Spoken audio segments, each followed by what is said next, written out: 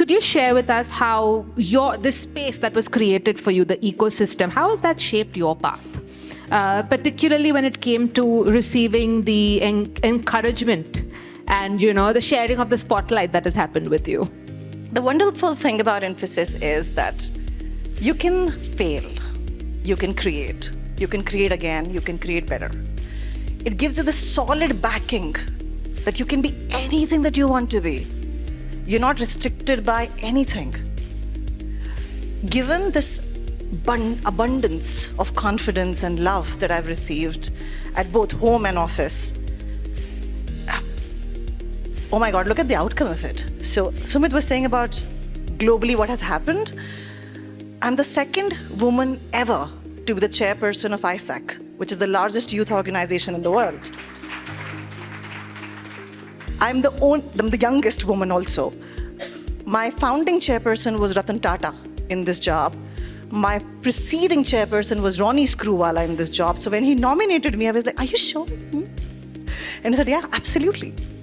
I have traveled to 86 countries with Infosys, worked with over 100 nationalities, was counted in India's 30 under 30, have won I Am Woman Award. I work with 50 NGOs now on amazing water harvesting and whatnot. So Preetu, if you could just tell us how important it is to say yes to opportunities. You've heard that before also during the conversations with the other women. How important is that and how has that shaped your journey? First of all, good evening, everyone. Thank you so much, Storyboy 18, for having us, and thank you, Sumit, for inviting me to share the stage with you. So I did start off my journey with a pure science graduation, and then I wanted to, I worked at a healthcare pharma company. I was just telling Kiran that Biocon was one of my dream company back then. But then over the time, I decided my passion lied elsewhere. I wanted to do human resources, and there were a few people around me who did have apprehensions about where my career path was heading. But today I'm grateful and I'm so happy to be in an organization that has helped me find my passion, my voice, and what I love to do.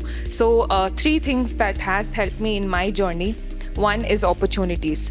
Opportunities to grow, to succeed, and most importantly, experiment. Today, I help shape the organizational development practices. I work in managerial development, and I also shape the talent philosophy for my functions. And this is just a little of what I do, and I have a lot more opportunities. And I think this was only possible because I had an attitude of not saying no. So I always said yes to every opportunity. And I believe if the attitude is right, the opportunities will just flow in. The second part, what I want to talk about is purpose. So I had one of my stakeholders, she gave me a call one day and she said she's decided to leave the organization. And she said she didn't know where her career was progressing and she had a lot of doubts, self-doubts. And through the call, I realized she hadn't called me to tell me about her decision, but she called me to take my opinion into consideration. So somewhere I had transitioned from being just a HR point of contact to a career guide or a sounding board of thoughts for her. And coming to the third part, I think that's about managers, leaders, and the organization overall. So in my very first interactions with Sumit, I think it was just a year old into the organization, and Sumit told me, I look at you as the HR leader for marketing. I was just a year old. I was very new to HR. I was wondering, what is Sumit talking about?